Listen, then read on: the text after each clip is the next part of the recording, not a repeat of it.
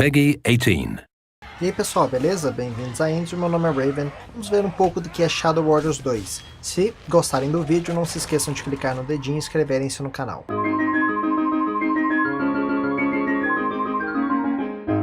Eu gostaria de começar comentando sobre o que eu disse de tentar postar vídeos regularmente nas segundas, quartas, sextas e sábados. Já não funcionou e não sei se conseguirei manter uma regularidade nos vídeos. Se eu conseguir, vocês verão, se não, eu vou tentar focar no conteúdo dos vídeos e publicar quando puder. E é melhor eu avisar para vocês depois que eu já estiver conseguindo manter essa regularidade. Às vezes eu simplesmente quero jogar algo por um longo tempo e, apesar de pensar e querer fazer um vídeo, eu fico com um pouco de preguiça. E eu tenho bastante limitação quanto ao horário por causa de barulho e coisa e tal. Eu já estou gravando esse vídeo um pouco tarde, se vocês escutarem alguns barulhos, pode já ter começado a passar caminhão ali na rua. E mais cedo estava chovendo e trovejando. Eu demorei muito para fazer esse vídeo porque eu queria jogar bastante para fazer análise. Mas também tenho jogado outros jogos, como Paladins, Overwatch, Paragon. E por causa desse jogo eu comecei a jogar o primeiro Shadow Warrior para comparar. Eu pesquisei um pouco, dei uma olhada em algumas críticas comparando os dois. Como são uma série com história continuada, eu queria terminar o primeiro antes de lançar esse vídeo, mas eu não consegui. Devo estar no último capítulo dele e vou fazer o vídeo com o que eu tenho até o momento. De Shadow Warrior 2, eu joguei umas 40 horas, sendo 6 no modo fácil, médio e difícil, que me renderam 19% do progresso do jogo, e umas 34 horas no modo mais difícil, que me rendeu 44% do progresso, quase metade segundo a informação aí do próprio jogo. Eu já tinha jogado o original de 1997, na verdade era um demo, a versão shareware como chamavam na época. E não consegui progredir muito porque eu tinha uns 12 anos e não conseguia jogar FPS direito, eu ficava meio desorientado e perdido nas fases e acabava por desistir. Esse jogo toma um caminho diferente do anterior, adicionando um pouco mais de RPG, com itens e habilidades multinível, o que me lembrou instantaneamente Borderlands, um dos meus jogos favoritos, e haverá comparações com ele também. Shadow Warrior 2 foi lançado em 13 de outubro de 2016 pela Flying Wild Hog, um estúdio polonês já bem conceituado, fundado em 2009 por 3 pessoas. Começaram desenvolvendo uma engine própria, a Roadhog, e lançaram seu primeiro jogo, Hard Reset, em 2011. Em 2013, já junto com a Devolver, lançaram a nova versão de Shadow Warrior. Em 2014, um jogo de plataforma mais infantil chamado Juju. Em 2016, Hard Reset Redux. E esse aqui, que é também distribuído pela Devolver Digital, uma empresa texana fundada em 2009 também. Coincidência? Eu acho que é. Que adquiriu os direitos de Shadow Warrior da 3D Realms e relançou e continuou a série Serial Sam. Lançou Hotline Miami, Oli Oli, Titan Souls, Proforce, A Fistful of Gun e Enter the Gungeon. E um monte de filmes indie lançados na Steam. Sobre a história, nosso personagem, Lo Wang, é contratado para encontrar um artefato e, se bem entendi, era um presente para uma garota chamada Kamiko. Ao entregá-lo na mansão de uma chefe da Yakuza chamada Mamushi Reika, ele acaba envolvido em uma outra missão de encontrar a Kamiko, que é filha do chefe da Reika e estava trabalhando disfarçada em uma organização chamada Zilla, liderada pelo Orochi-Zilla, o ex-patrão do Wang no primeiro jogo. A Kamiko estava pesquisando sobre Chi, que é a força que nos permite usar nossos poderes, e desenvolvendo tecnologias que permitem a pessoas comuns usá-la. Após encontrar a Kamiko, deveríamos entregá-la a um tal de Smith, que o Wang diz ser seu mecânico. Após chegarmos ao local, tendo sido descoberta, o Zilla ordena 2 mulheres vestidas para Halloween injetar um negócio na Kamiko, e isso a coloca em um transe demoníaco. Após resgatá-la, o Wang a leva para a casa do Smith, que constata que o corpo dela está corrompido com alguma coisa, e precisa remover a alma dela para evitar que ela pereça para poder consertar o corpo dela. E adivinha quem é o voluntário compulsório para brigar a alma da Kamiko? Então Smith transfere a alma dela para o corpo do Wang e os dois têm que se aguentar até encontrarem uma solução para o problema. Algo parecido aconteceu antes com o Roji no primeiro jogo, mas o tema é reutilizado aqui sob um aspecto diferente. A Kamiko e o Wang não se dão muito bem. As personalidades deles são muito mais diferentes do que as do Wang e do Roji, e isso gera uma tensão entre eles e ficam discutindo e criticando um ao outro dentro da cabeça dele. Indo para a área de jogabilidade. Ao iniciar um novo jogo, há a possibilidade de escolha de 4 dificuldades. Se alguém aqui me conhece, saberia que sempre começo um jogo na maior e só abaixo se eu realmente não conseguir curtir. Eu creio que esse seja o primeiro jogo da série no qual a dificuldade faz mais do que oferecer desafio, ela determina a qualidade e frequência dos itens de pilhagem. Eu cheguei a testar o jogo um pouco no mais fácil e só um pouquinho nas outras duas dificuldades. E eu acho que da difícil, que seria a terceira, para muito difícil, o jogo dá um salto maior do que as outras. Quanto à taxa de ocorrência de itens, eu não posso falar muito porque eu acho que eu não joguei o suficiente para comparar as duas dificuldades. Mas na fácil ainda pode acontecer de nós morrermos para um chefão. Na mais difícil me pareceu mais provável morrer para um grupo de inimigos que acabamos juntando ou esquivar durante uma luta, que para um chefão. Mas eu achei satisfatória, apesar de ser um pouco frustrante até nos acostumarmos com a movimentação e o terreno, e me lembrou muito a segunda jogada de Borderlands, em que os inimigos ficam mais fortes. Mas com o tempo, evolução de personagem e armas, o jogo, mesmo na maior dificuldade, fica um pouco mais fácil. Eu diria que ele começa na dificuldade do meio para frente do primeiro jogo, mas com um pouco de grind, que era impossível no primeiro, ele fica mais fácil, um pouquinho. Nesse jogo, a mobilidade do Wang chegou a um novo nível. No primeiro tínhamos um impulso no shift e ao segurar nós corríamos. Não há mais a função de corrida, mas não existe mais limitação de estima, podemos usar o impulso no ar, às vezes quando pulamos durante a esquiva conseguimos maior velocidade, e combinar isso tudo torna a nossa movimentação até mais rápida que no primeiro jogo e mais dinâmica. Enquanto alternamos entre shift e espaço, é mais fácil transpor obstáculos e mudar de direção. E isso é muito necessário nesse jogo, especialmente na dificuldade em que eu estou jogando e no início do jogo. Para mim, o combate tem sido bem mais voltado para corpo a corpo que para tiro. Eu acho mais divertido e a quantidade de munição tem sido bem limitada, até agora pelo menos. Eu ainda não investi nada em aumentar o armazenamento e quantidade coletada de munições. Mas a parte de armas de fogo tem sido boa, não tem nenhum problema com precisão, mas algo que chama atenção é a inércia da arma. Eu achei esquisito, mas não tem afetado a mira, e acho que fizeram isso para ajudar a usar armas brancas, que ficou bem divertida, mas mais simples que as mecânicas do primeiro jogo. Ela continua sendo direcional, com os golpes rápidos sendo dados aí mais ou menos para o lado em que movemos, e os golpes fortes sendo totalmente dependente disso. Se pressionarmos o botão direito do mouse sem colocar o direcional para um lado, nós não fazemos nada. Para frente e para o lado são cartas que ganhamos automaticamente logo após, ou na verdade durante a primeira luta do jogo. E adivinhem, é contra ratos gigantes, mas não tanto quanto podem ficar. E são uma investida para frente, com o tipo de golpe dependendo da arma, e um giro 360 seja para a esquerda ou para a direita. Para trás é uma técnica que recebemos mais adiante na história e faz a mesma coisa que o jogo anterior, dispara um projétil das lâminas da arma. Há exceções a esses golpes, mas até agora eu só vi isso com a motosserra. Acho que nenhuma das técnicas funciona com ela. E o botão direito apenas nos faz segurar a serra para frente e danificar qualquer coisa que chegar perto. Esses golpes acertam os inimigos várias vezes, mais que no primeiro jogo, mas a girada me deixa meio desorientado, embora tenhamos bastante mobilidade durante ela, mais que no primeiro jogo nós podemos inclusive usar o impulso e pulo e coisa e tal. A investida é mais invasiva que o movimento equivalente em Shadow Warrior e combina bem com uma estratégia de recuar e atacar, embora seja muito importante prestar atenção para onde nós vamos esquivar, por causa do ambiente e de certos golpes para o lado é melhor. Há uma boa variedade de inimigos em cenários diferentes. Até agora eu passei por um cenário em um tipo de floresta, em que enfrentamos demônios diversos, como samurais com lanças, mulheres cobra, ratos, e um bicho que parece o cachorro do predador. um cenário urbano futurista, com ciborgues ninja, soldados e dançarinas. Nem questiona, pessoal.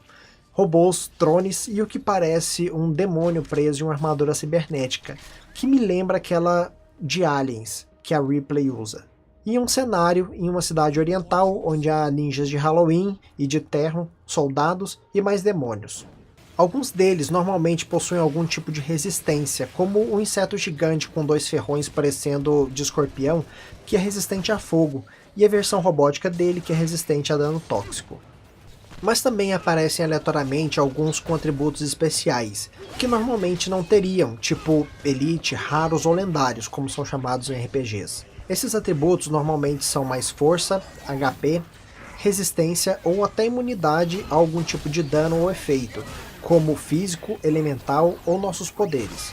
Os inimigos especiais que são resistentes a um elemento causam dano baseado nele e são fracos contra o oposto. Esses elementos são 4: gelo, fogo, elétrico e tóxico.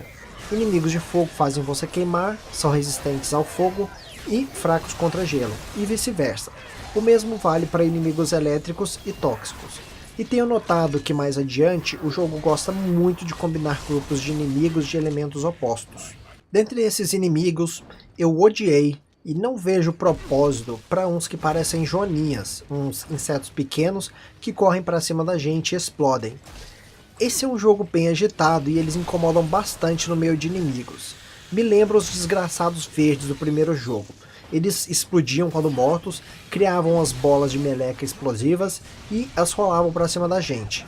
E além disso causar muito dano, mais que as joaninhas desse jogo, as bolas eram conscientes e te seguiam ao invés de rolar em linha reta. Era um saco. Ah, e tem também uns demônios dançarinos nas florestas que jogam bombas na gente e seus irmãos cibernéticos na cidade futurista que fazem a mesma coisa. Oh, que chatice essas explosões. E como no primeiro jogo, eles podem ser mutilados. Eu joguei recentemente, então lembro que podemos cortar cabeça, pernas, braços, troncos. Cortar pernas era a morte certa, mas nós ainda podíamos retalhá-los no chão para ganhar algum bônus aí. Os braços de monstros menores era a mesma coisa. Mas tinha alguns, em especial o Minotauro, que depois de um certo tanto de dano, perdiam dos braços e a função dele. Com o esquerdo, eles nos puxavam para perto deles e com o direito soltavam um leque de bola de fogo. Eu sempre preferi arrancar o braço direito porque, após arrancar o esquerdo, a frequência das bolas de fogo aumentava muito. Já em Shadow Warriors 2, não reparei inimigos rastejando sem pernas, resmungando sem braços, nem mudando de comportamento devido à mutilação, exceto não usar o membro perdido. Mas os escorpiões sem garra e com 2 rabos acaba os perdendo. Os cães do predador perdem os dentes gigantes deles, as aranhas perdem parte da bunda, e por aí vai. E aconteceu um episódio engraçado, em que arranquei os 2 braços de um cara, e ele não podia atacar de forma nenhuma. Isso não é comum de acontecer, e acho que talvez seja até um bug, mas muito engraçado.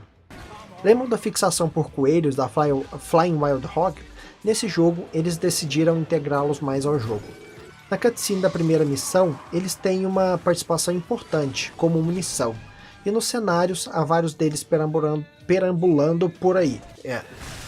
Ao matá-los, ainda temos a chance de eles se tornarem raivosos, só que agora maiores, mais violentos e têm mais chance de deixar itens bons, assim como os inimigos especiais. O sistema de pilhagem, eu me recuso a usar o termo loot, porque é em inglês e pilhagem ou saque cabem perfeitamente aqui. É um pouco diferente de como era em Borderlands. Fizeram uma mistura de jogos de FPS tradicionais com RPG.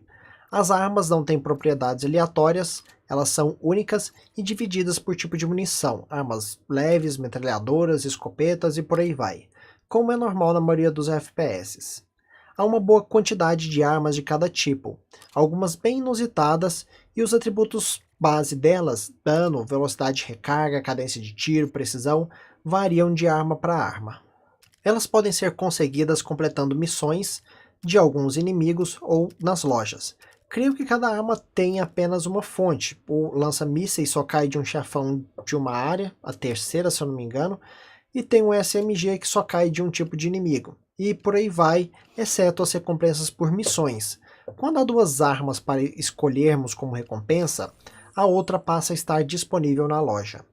Uma coisa que é diferente de RPGs no sistema de pilhagem é que nosso inventário é ilimitado.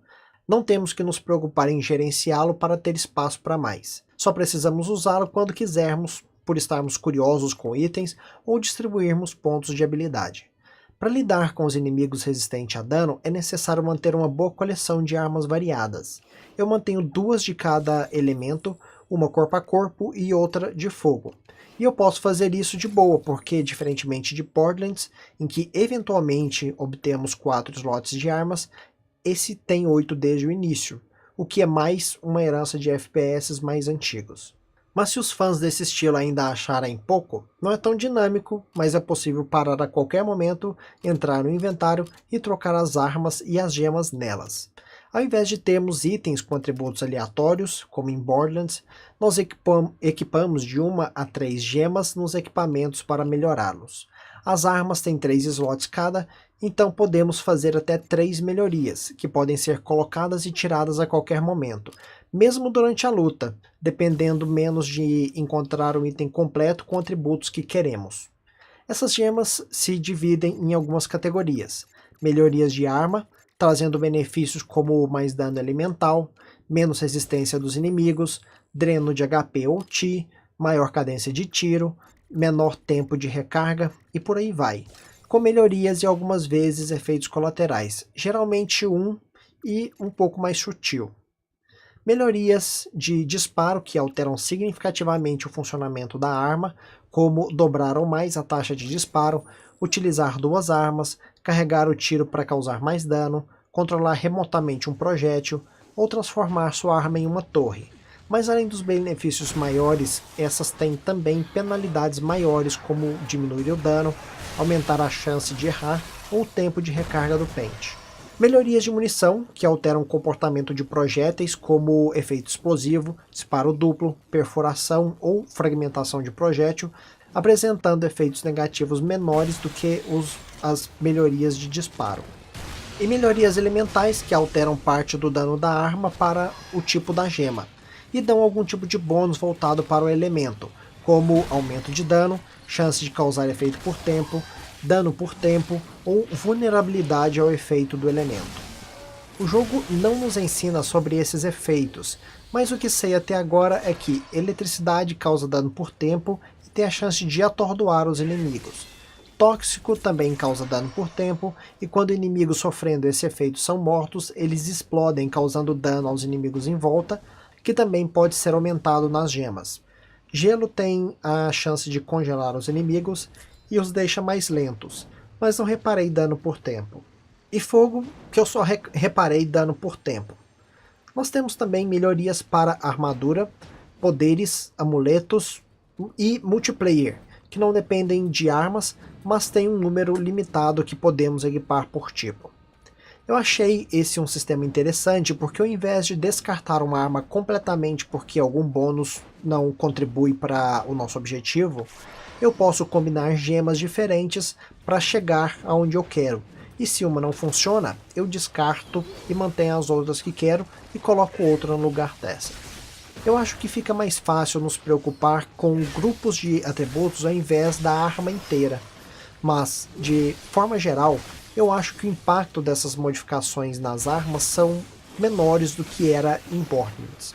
Muitas vezes eu acabei me entretendo com o combate e tal, e esquecendo de, mesmo ao visitar o hub, olhar as gemas e atualizá-las. Exceto quando trocando de uma arma de algum elemento por outra, porque aí eu removo as gemas da arma e ao colocar eu avalio as melhores.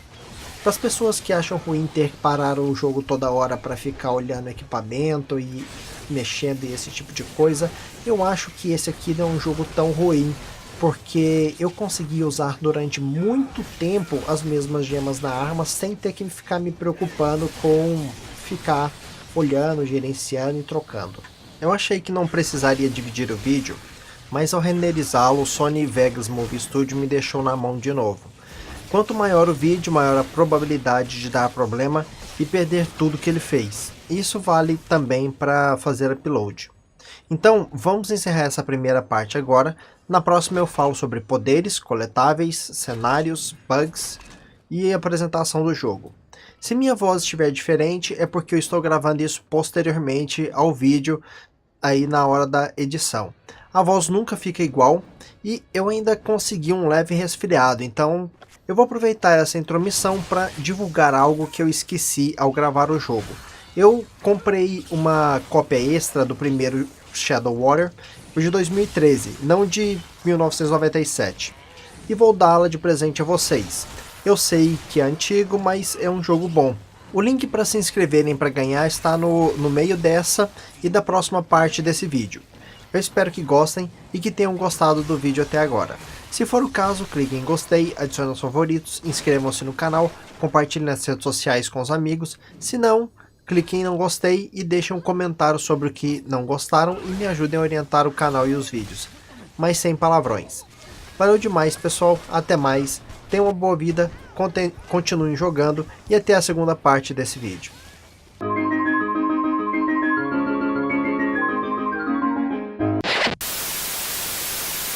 Titan Souls, Proforce, A Fistful of Gun e Enter the Gungeon. Ah, e um monte de filmes indie lançado na Steam.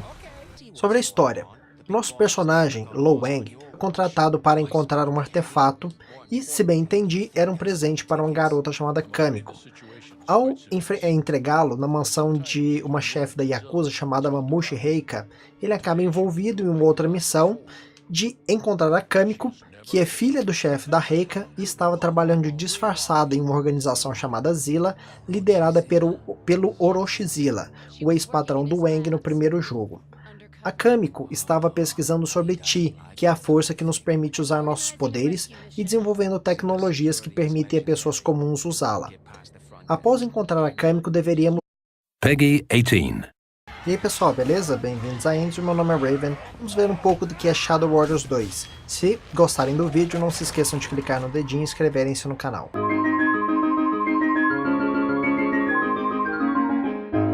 Eu gostaria de começar comentando sobre o que eu disse de tentar postar vídeos regularmente nas segundas, quartas, sextas e sábados. Já não funcionou e não sei se conseguirei manter uma regularidade nos vídeos. Se eu conseguir, vocês verão, se não, eu vou tentar focar no conteúdo dos vídeos e publicar quando puder. E é melhor eu avisar para vocês depois que eu já estiver conseguindo manter essa regularidade. Às vezes eu simplesmente quero jogar algo por um longo tempo e, apesar de pensar e querer fazer um vídeo, eu fico com um pouco de preguiça. E eu tenho bastante limitação quanto ao horário por causa de barulho e coisa e tal. Eu já estou gravando esse vídeo um pouco tarde, se vocês escutarem alguns barulhos, pode já ter começado a passar caminhão ali na rua, e mais cedo estava chovendo e trovejando. Eu demorei muito para fazer esse vídeo porque eu queria jogar bastante para fazer análise, mas também tenho jogado outros jogos, como Paladins, Overwatch, Paragon, e por causa desse jogo eu comecei a jogar o primeiro Shadow Warrior para comparar. Eu pesquisei um pouco, dei uma olhada em algumas críticas comparando os dois. Como são uma série com história continuada, eu queria terminar o primeiro antes de lançar esse vídeo, mas eu não consegui. Devo estar no último capítulo dele e vou fazer o vídeo com o que eu tenho até o momento. De Shadow Warrior 2, eu joguei umas 40 horas, sendo 6 no modo de 2016 pela Flying Wild Hog, um estúdio polonês já bem conceituado, fundado em 2009 por 3 pessoas. Começaram desenvolvendo uma engine própria, a Roadhog, e lançaram seu primeiro jogo, Hard Reset, em 2011. Em 2013, já junto com a Devolver, lançaram a nova versão de Shadow Warrior. Em 2014, um jogo de plataforma mais infantil chamado Juju. Em 2016, Hard Reset Redux. E esse aqui, que é também distribuído pela Devolver Digital. Uma empresa texana, fundada em 2009 também. Coincidência? Eu acho que é. Que adquiriu os direitos de Shadow Warrior da 3D Realms e relançou e continuou a série Serial Sam. Lançou o Hotline Miami, Oli Oli, Fácil, Médio e Difícil, que me renderam 19% do progresso do jogo, e umas 34 horas no modo mais difícil, que me rendeu 44% do progresso, quase metade segundo a informação aí do próprio jogo. Eu já tinha jogado o original de 1997, Na verdade, era um demo, a versão shareware, como chamavam na época. E não consegui progredir muito porque eu tinha uns 12 anos e não conseguia jogar FPS direito. Eu ficava meio desorientado e perdido nas fases e acabava por desistir. Esse jogo toma um caminho diferente do anterior, adicionando um pouco mais de RPG, com itens e habilidades multinível, o que me lembrou instantaneamente Borderlands, um dos meus jogos favoritos, e haverá comparações com ele também. Shadow Warrior 2 foi lançado em 13 de outubro